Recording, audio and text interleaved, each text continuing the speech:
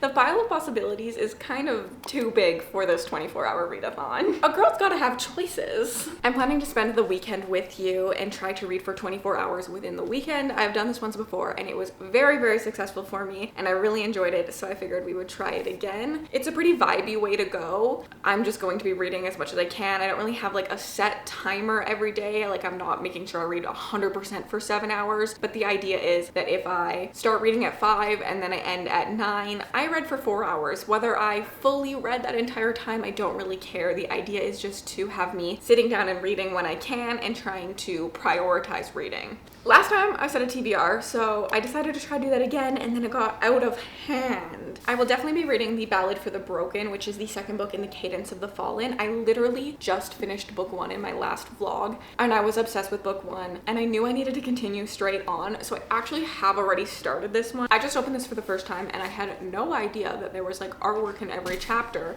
but I'm roughly 100 pages. This is a big boy book, so it's gonna probably take me a lot of the readathon, but that's okay because I'm hoping I'll fly through it because I'm loving it.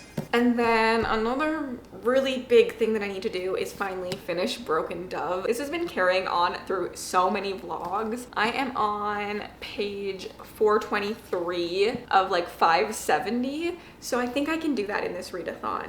I think I can. So these ones are for sure. And then I know part of the reason I'm doing this 24-hour readathon this weekend is because my friends show up next week, Wednesday, Thursday. It's Friday evening. I need to do a pretty big, deep clean. So I know I need an audiobook. So I know I have access to the Above audiobook. I probably get access to the Rights of the Starling audiobook. I also have Lady Midnight right now, and then I also could probably look to see if I have an Audible credit and do Dissection of a Murder if I wanted to. So these are kind of audiobook mood reading things, but also I might just see how I feel tomorrow. Like, these are not 100% sure. I just wanted to like kind of give myself options at the start instead of just feeling overwhelmed when it was time to decide an audiobook, but sometimes I stray off the beaten path. And then I also brought up This Safe Darkness and Stormbreaker just because these are decently short. This one is short, it's like 300 pages.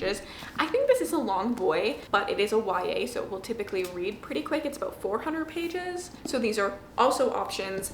And then also technically I could end up reading the novella for this if I love it. So that is the TBR. It is currently 5 p.m. We have to eat dinner and then we have to pick up a mattress from my parents' house for when my friends are here for them to sleep on because we only have one guest bed. So that will probably take up a chunk of time, and then I'm gonna sit down and I'm gonna read tonight. Try to get as many hours as I can tonight. Last time I did this, I learned 7 hours was pretty good for me. I don't think I'll hit 7 hours tonight, which will make it harder tomorrow and Sunday because I have like the 3 days to complete it, but we'll see how much I get done. We'll try to read for as much of it as possible tonight and get myself situated in like a very good starting point. It is nice that I'm already into this book because starting books is always the hardest part for me. I also think like that's why Broken Dove should go pretty quickly as well.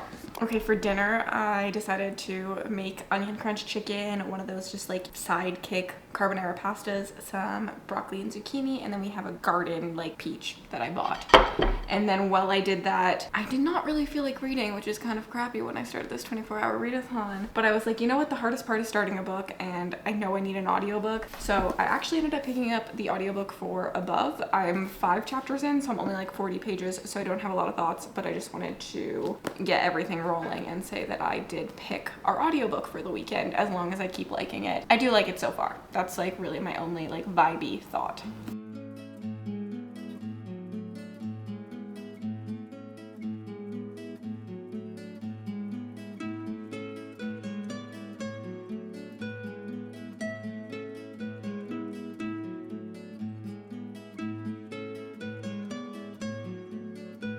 I got a much later start today than what I had planned, and so I'm definitely behind in my reading. I've read for roughly 3 hours. I think I'm actually at 2 hours and 45 minutes, and that's not where I wanted to be. I wanted to be at like 5-6 hours to make the rest of my weekend a little bit easier to do, but life happens and life gets in the way. I ended up doing a lot of chores tonight and just listening to an audiobook, and that's good because that means it's an easier start for me on the cleaning side of this weekend, which I know I have a lot to do and I don't really like to clean.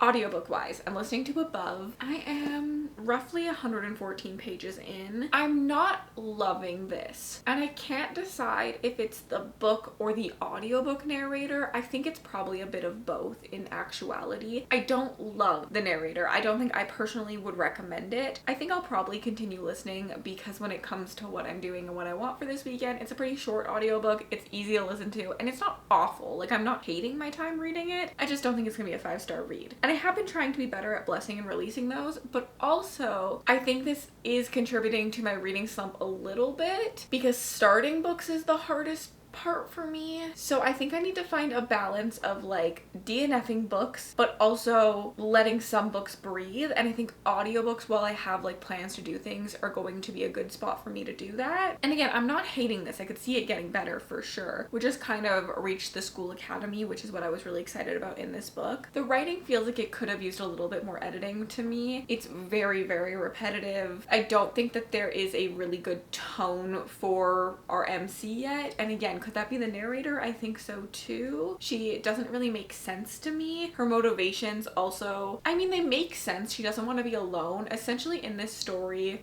there are magical people that live forever, like a magical race essentially. And then there is a race that's looked down upon and they don't typically get the magic. However, our main character is of that race that's looked down upon, but she has these magical abilities. And so she is going to live forever and her family isn't going to. There are like stimulants you can take in this world that are really expensive to help your family like stop aging as fast, because like immortality is a big thing here. But she's looking for a lifelong thing. She's looking to have her family be alive with her for her whole life, and she doesn't actually want to be alone. So she's going to the school academy. And now when I say it out loud, I think that this makes like a lot of sense as a motivation. But when I was reading the story, I guess I had a lot of sympathy for her family who like didn't want that. And so I found it really frustrating and not a good motivation for her to be doing these things when all her family wanted was to spend their days with her and like as a family, you know? So yeah, she's going to this elite academy to pass it and hopefully learn some new secrets, get into like their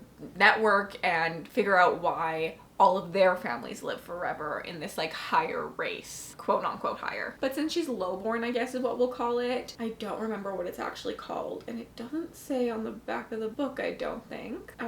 They don't want her there. Like the purists of this world, they don't want her. They don't want her to succeed, so they're gonna make her life a living hell and things like that. Very typical in a school academy. There are some things I have been liking. I really like that they didn't make her like all-powerful chosen one feeling. When she's taking these entry exams and things like that, she's not like passing with flying colors. She's struggling. And I thought that was really good to see. Like she's like, I've worked my whole life for this, but I don't have the training they have. So obviously they're gonna be better. Obviously they already know what they're doing. She does this test and she's just like, I wanna know if I can compete at all with them. I'm not expecting to be better than them. I just wanna know if I can still compete. And I thought that was really good because I feel like in a lot of these books they just make them all powerful and like chosen one and they're special and they're automatically good at everything, and I really did like that. We've also met the love interest. We do get his POVs in this, so I knew who he was like right away. I'm not sure how I feel about him. I feel like he didn't have a lot of personality, but I feel like he's your typical like super gruff, tortured by his parenthood and his nobility and like grew up rough, and so he doesn't like say his emotions and things, like your typical brooding dark-haired MC. And as I talk about this, I'm interested. So like I definitely don't want a DNF because I am very much interested in seeing like where this goes, because like the positives are good. I truly think I could like this better if I physically read it, and that's a problem. But I think that if I put it down right now, I struggle with like picking books up after I've read a certain amount. I'm not good at the soft DNF, and I have too much to physically read this weekend, I think, and too much I'm excited to physically read about when I have an audiobook available for this. I've already started it. Why am I like this? But reading's supposed to just be fun, so we're just gonna do what I want to do and what makes sense for me. Sometimes like I overthink the act of reading. But anyways, I'm in bed now. I am going to put on Love Island UK because I'm not caught up yet. So close to being done because it's actually done now. And while I watch Love Island UK, I am going to read on my Kindle the second book to the Requiem series. Hopefully I will get another like half an hour of reading in at least. I would like to get an hour to an hour and a half, but it's 11 o'clock already and I'm tired and my legs are sore. I've been trying to like go for walks daily because I realized how much like I am not getting physical activity, and I think that I am feeling them, and I don't think that's a good thing, which is why I need to go on more walks daily, because we're not going on long walks. We're doing like 15 to 30-minute walks in some paths around our neighborhood. Getting old sucks. Why does walking hurt? It doesn't hurt, I just feel tight. I feel sore. I need to work out more. That's what that is. I can't blame old age. I'm only 29.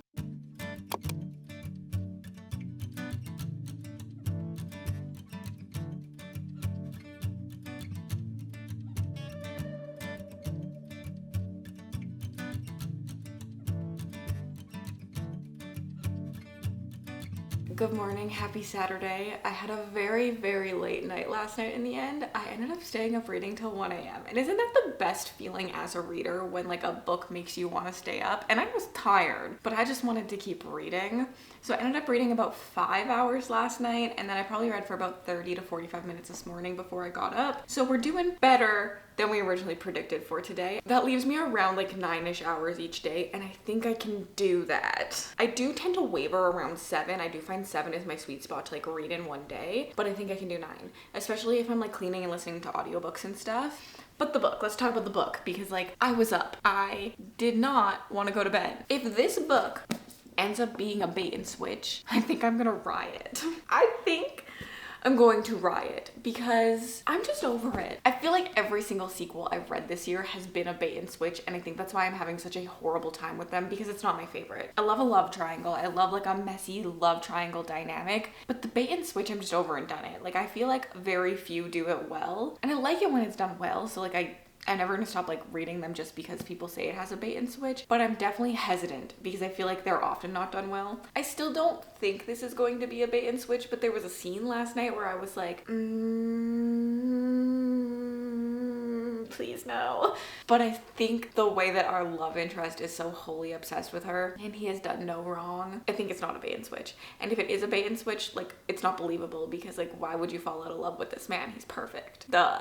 I'm 180 pages in. I'm making good progress. I'm just obsessed with the writing. I can't get over the writing. I have been highlighting even more in the second book than I highlighted in the first book. I've been reading on my Kindle and I picked up my phone. So I've been highlighting on here, and there are just so many beautiful quotes. At the beginning of this book, there's a lot of stuff about grief, and it was very, very well done in my opinion. Book 1 also has a lot of stuff about grief and mourning and mental health and things like that. I just can't get over the writing. It's just like beautifully lyrical metaphors without overtaking the plot. Like the story never gets lost in the metaphors and the lyrical writing, which sometimes I find does happen. Gorgeous, gorgeous, gorgeous girl. This one also takes up right where the last one ended, and that is my favorite way for a story to go. I just think that it leads to the most enjoyment for me. I don't really like when a lot of time passes. I really like to see my characters like grow and age on paper, so that's just like personal preference. I know some people like time jumps and stuff like that. I'm not really a fan of them. This character art for this chapter is stunning. Also, this book jumped to being multi-POV. Our first book is 2 characters. It's just our main character and then the main love interest. This one is expanded to a bunch of the characters we know and we love from the first one. I personally think this is what it needed.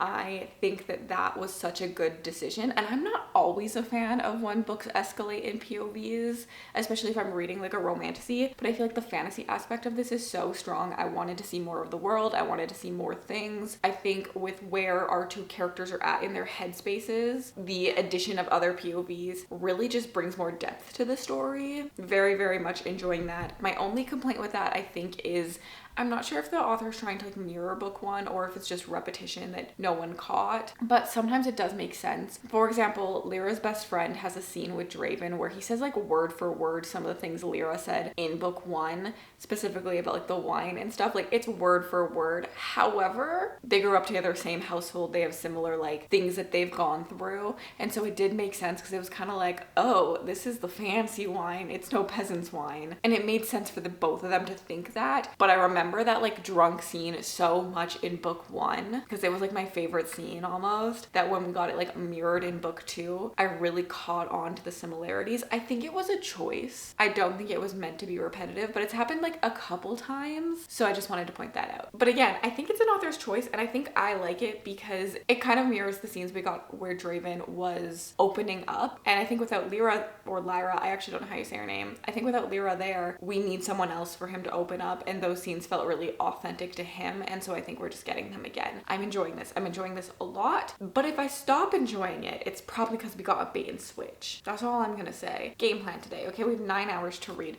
Not gonna lie, my throat hurts. And Nick has been sick, and I think he passed it on to me, which really sucks because my friends come here in like 5 days. So we're gonna drink my coffee because I wanted it. Then we're gonna drink some tea. We're gonna drink some liquid IV. We're gonna drink a lot of water. We're gonna down the liquids today while we clean so that hopefully I'm not sick. That's the plan. I do want to do some sprints on Patreon this morning, so I think I'm going to physically read for a little bit before I swap into cleaning mode and do the audiobook. But I do have some laundry to put away. I need to put some blankets in. We're going to do a lot of chores and hopefully have a very good productive day. I'm excited to read this, which is always fun. I'm excited to like sit down and read a book, and I think that is my favorite part about reading forever. I'm actually excited to read all my books, so that is looking up for us.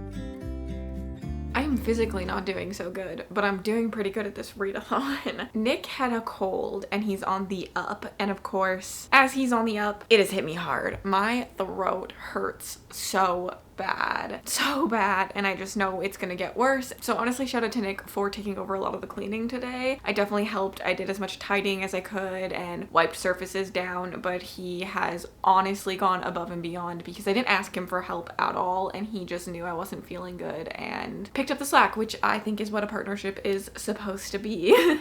But I have done a lot of reading because of that. I did my reading sprints earlier, and then I have been listening to my audiobook. I'm actually really close to being done this, I think. I'm on hour 10 of the readathon. So like I am doing good. My goal is to hit 14 today, and that will happen because I am a sick reader.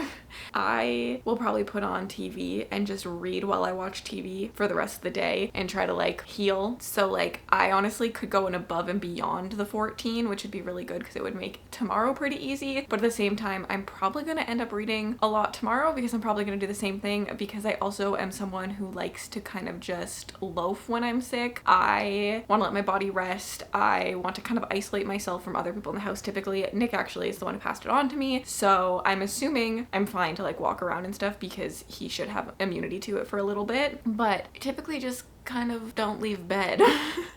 And I eat a lot. I like to snack when I'm sick. But book-wise, okay, I have made it to chapter 31. So I am 290 pages into this. This is truly such an easy listen that I'm happy I picked it up for this, especially with a little bit of the fog, you know, that kind of happens when you're sick. It is nice just to have something really easy to listen to. However, I do think that this book doesn't do anything incredible. It doesn't do anything poorly either. My personal opinion has been for the first like 250 pages, I just didn't really feel like either of the characters were very interesting to read or had any like endearing moments. I just felt like they were very flat and surface level. However, which it's pretty far into the book, I just got a scene with the two love interests together that I ate up. And I think this is being real enemies to lovers in a lot of ways and very slow burn. So if that's something you want, I definitely would attempt to pick this one up and see if you like it. I actually don't think I'm a true enemies to lovers lover, because then I feel like it's a little unbelievable, but the like hate to love that comes from just like miscommunication and reluctant allies to lovers is something I can get behind. But like this man is trying to kill her and like wants her dead, and like the passion behind that I just don't really see going away that easily. I think if you're gonna do true enemies to lovers for me, it has to be very, very, very, very slow burn and has to like happen over a long while of books. Something my brain thinks this is only a duology, so I just don't think it's gonna have enough time for that, but I could be completely wrong about that, and it could be a longer series, so I should probably look that up. Overall, I think I've seen a lot of this story before. In my opinion, if you're looking for like a bit of a more like bully romance school academy, I would recommend Zodiac Academy. However,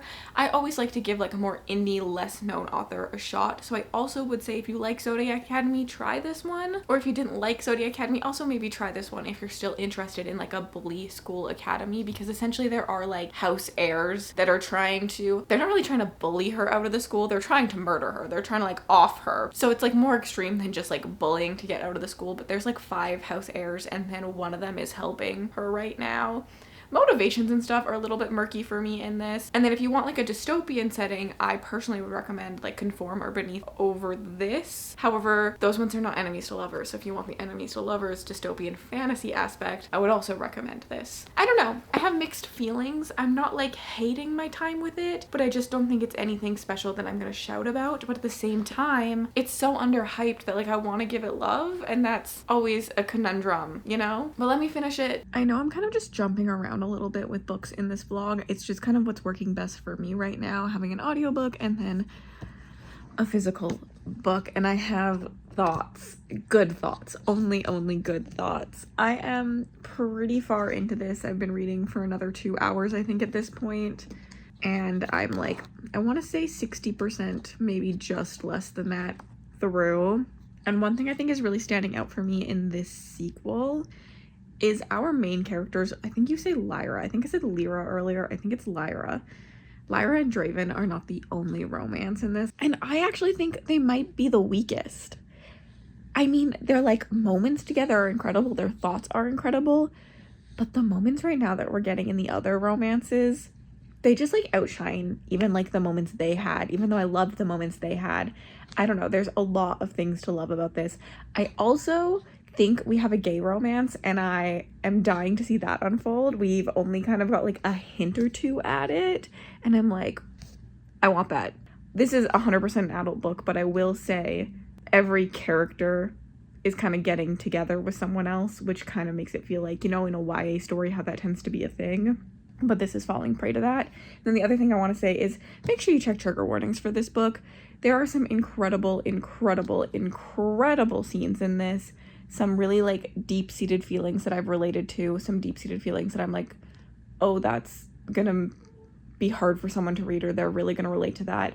There is a moment in this where we're talking about body dysmorphia and like struggling with self-worth that I thought was so beautifully written and hard to read, but so real to a lot of women's own experiences.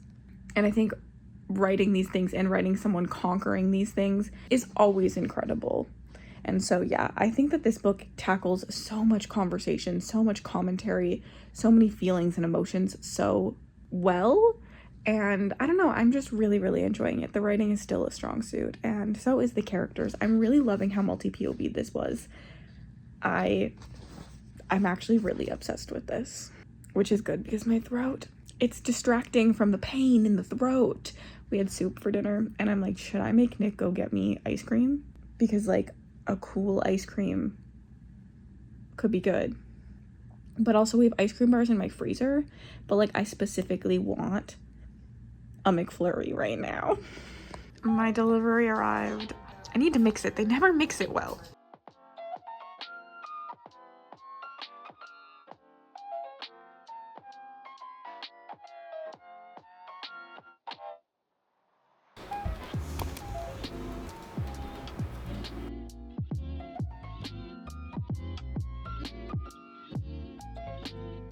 I went to bed fairly early last night, but I did get my goal done. We ended up reading till hour 15 actually, which feels pretty good. That means I had 9 hours left to read today. And this morning when I woke up, I actually already have read for a full hour, maybe a little bit closer to an hour and a half, but we're just gonna say I have 8 hours right now because also the brain fog is real. I definitely I'm sick. The second symptom is starting. My nose is starting to feel like congested, but my throat is feeling better and I hate a sore throat. That is like my least favorite symptom, being sick. So I'm just like happy that's over. So we have a game plan for 8 hours. I think it'll be just enough time to do everything I want to do today, which is really exciting. I of course want to finish The Ballad for the Broken. This is incredible. I'm actually feeling 5-star vibes right now. I just feel like the way this escalated has been so good. This reminds me of so many things I love about fantasy, about romantasy. I love stories where characters are so nuanced, the world is so nuanced. What makes the villain isn't always the villain and is sometimes the good guys. The good guys aren't always the good guys and are sometimes the villains. I think my best version of this is if you've seen Vampire Diaries, how the originals are the villains originally. And then you go watch the originals and now you're rooting for them and they're nuanced and you're like, these people do horrible things, but I understand their motives. I understand why they're doing these things. So now I'm rooting for them and I want their family to win out over all the other people. But honestly, if you watch Vampire Diaries, if you watch the originals, I think you could have really easily switched to the other person's side and see why their motivations make sense, because a lot of the times it's love, it's family, it's emotions, you know?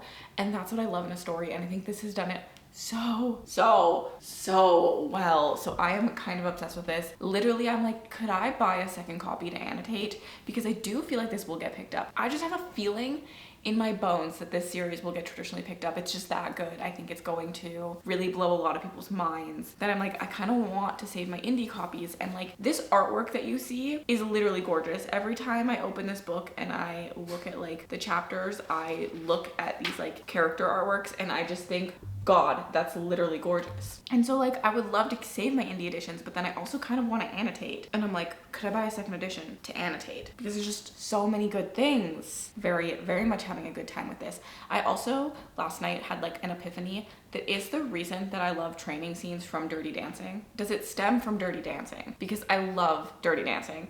And the scene of like the water training or the ballroom when he's like crawling to her, those scenes are so like set in my brain as like some of the most yearning, incredible, tension-filled moments.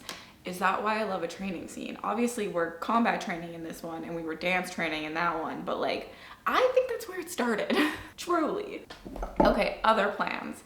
I actually need to take some thumbnail pictures. I need to get ready. So I'm gonna listen to the audiobook this morning and I'm gonna get ready and I'm gonna finish Above. I have 2 hours of listening time left in this one. I probably could speed it up a little bit more if I'm not like cleaning or doing something. Like getting ready is very monotonous for me. So I think I could speed this up and then I'll listen to it while I take my pictures and stuff as well. So I should finish this book as well today. And then I'm hoping, I think by the end of that, that's about 5 hours of reading, I should have enough time to also finish Broken Dove today. And that is one of the main goals I need to do in this video. So fingers crossed I can do that. Fingers crossed the sick doesn't completely defeat me today. I'm feeling not terrible, but I also want to make sure I'm resting because I want to get over this hump, you know? I want to not be sick when my friends are here. So fingers crossed we can get all this done. Fingers crossed we love all of these books. My thumbnails are done. I took all the pictures, obviously edited them, and now they're up and the video is live for people to watch, which is exciting because I really, really loved this video. Our first official book of the 24 hours has been completed. I'm giving this one 3 stars. I actually really liked the ending of this book. I thought there were some twists and some surprises in it. I also enjoyed some of the sci-fi elements we got to see at the end, and I'm just not sure yet if I want to continue or not. I think it'll really depend on how this book sticks with me. There was a lot of this I've just seen done by other books and done better, but then there was also some like endearment that happened for me in this book at the end. I really liked the scenes of the 2 characters closer to the end when we got them together. I was like, oh, I see the romance now. I see the yearning. I see what could be so great. As the series continues, I did look it up. It's not a duology, so that's exciting for me. And I love this cover. I really, really do. So I do think there's a good chance I'm gonna try the sequel. And I think if I try the sequel, I'll try physically reading it. I really don't think the audiobook did this justice. I would not recommend the audiobook. It just happened to be what worked for me in the moment. So yeah, I don't know. I have really mixed feelings on this one. I definitely would say try it if anything sounds interesting to you. It is a dystopian fantasy. There is magic, but then there's also this like sci-fi element of like different worlds and aliens kind of. Like, I mean, not aliens in like the green alien type, but like going to other planets to see if there's life forms, see if there's magic. I do think also something that maybe knocked this book a little bit was reading it at the same time as this book, because there are similar themes in these ones, but this one I just feel like is really, really well written. So like I definitely was comparing the 2 at times. Mixed feelings, but happy I read it. We'll see if it sticks with me. I have been reading a little bit more of Ballad though. I have 1 hour and 41 minutes left in it according to ebook. So I'm gonna buckle in and try and get some more reading in. I just need to stare at a wall for a little bit. When does book 3 come out? Do I reread it? What just... That was amazing. What do you mean I can't just sit here and process my emotions for another like 4 hours and then I need to finish this readathon out? This is sometimes why these things fail me, is I get so invested into stories, especially when I marathon things. I get so invested into journeys that I feel like I am there. Like I feel like I witnessed it. I feel like I am a part of it. And then when it's over and I have nothing left to read, I just don't know what to do with myself. And my journey's not over. This series is not done. The 3rd book is just not out yet. And what am I supposed to do with myself knowing that? What I am gonna do is read the novella, which like, I don't read novella, so like that's a big thing coming from me. Because like now I just want to know what's happening next in the plot. That you ended there? and I have to wait. That is horrendous. This was easily a 5-star for me. I really loved it. I think this took everything great about book 1 and made it better. And it took the small things I didn't like about book 1 that kept it from being that 5-star and made that better. The multi-POV, the extra romances, the yearning we got in this. Oh my god, there were so many of it. So many different romances happening with so much yearning. Like, the way they would just, like, look at each other in a room or, like, touch hands. I was starving for more of those moments, and I got a lot of them. On top of that, we have this beautifully crafted world building. We have this beautifully crafted lore. There's so much history going on in this. There's so much prophecy and like things that have been forgotten through time because knowledge is written by the winners, you know? Like there's so much of that, which is things I love. Like this is so much I love in it. We have found family. We have betrayals. We have strong friendships. There is a platonic best friend, women and a man friendship in this, and I feel like we don't get that enough. They often end up being lovers, well, one-sided lovers, and that is very real to human emotions and human connections. Growing up, I definitely had a male friend who ended up feelings for me, and I didn't have feelings back, you know? Like, it is very true. I've also had male friends that I had feelings for, and they didn't have feelings for me. Like, that is such a valid thing in humanity, and the way we connect and hold emotions. But we do have moments where I've had friends that there's no emotion there. It's just friendship. It's just love. It's like a bond. And we have actually 2. I can't even say 1. There are 2 platonic female-male friendships. And there's also female-female friendships. There's also male-male friendships. It's so good. Not just the romance, but just like the character relationships in this I loved. The stakes always felt high. It was a long book, and maybe some people might complain it's a little too long. I personally could have read 100 more pages. Well, I could read a whole nother book, so like I could read a whole other 600 pages. Just so much happened that I never felt bored. The story never felt stagnant. It felt like it was always moving forward. Also, switching between these POVs really helped with that. We did a little bit of time jumping where like we would kind of see where characters were at for 3 months, and then we'd skip to other characters and see what they did in those 3 months. And I think that worked really well with the pacing as well. Please also check trigger warnings. I cannot express that as much how important that is. There are some really deep conversations in here. They're beautifully written, beautifully crafted, but they are in here. And so I just want to make sure that everyone knows to check those trigger warnings, because it isn't like a lighthearted book. It's a romantasy, but it's full of depth. It's full of emotion that humans go through. It's full of who's the good guy, who's the bad guy, grief, mental health, so much more. I can't even express. I feel like I need to stare at some walls some more to like put all of my thought into words, because I just think this is so good, and I think it'll blow up. I really do, because it deserves it. If Fourth Wing has crack, I don't know what drug this has, but I am addicted. But now I still have time left, so hopefully we can make a good chunk into the ending of Broken Dove. I've been reading this book for so long, it will feel really good to finish it. And honestly, I'm so thankful that I don't have to start a new book right now. I don't think I could do that. I don't think my brain could handle that, but I already know this book. I already know the world. I already know the characters, that I feel like I can dive into this, but there's no way that I would be able to sit and like wrap my head around new characters, because I would just be thinking about these characters, but like I know these characters, so it should be okay.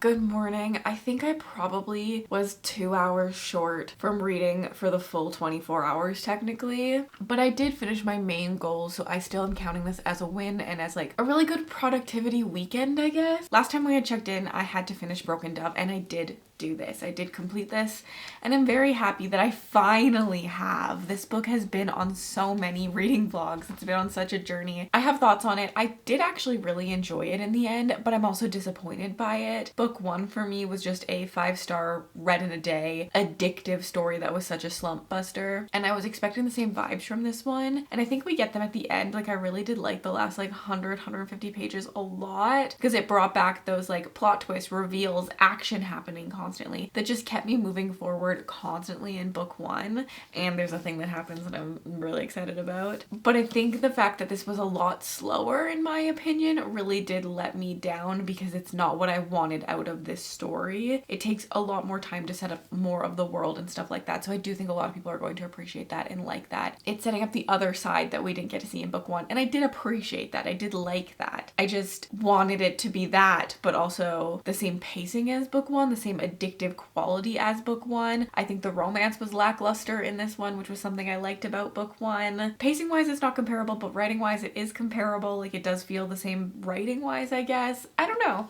I liked this one. It just took me a really long time to read. I'm not sure on my rating right now. Even though I didn't like addictively love this book and just want to gush about it and give it 5 stars, it set up so much goodness for further books in the series. I'm very, very, very excited. I could see this series being such a win for me at the end of the day. I love book one and I still love book two, even if I didn't love book two. I wanted to read more than just 3 books. Well, really 2 books and 200 pages, but 200 pages could be a book, you know? I mean, for 24 hours of reading, it's really not that bad. Like, these are chunky boys, these are chunky books. I think the Cadence of the Fall book is literally like 700 pages and I read most of it in 24 hours. Oh, yep, literally 700 pages. And I'm not gonna lie, I just keep thinking about these characters. I keep wanting to spend more time in the world. I can take this bookmark out.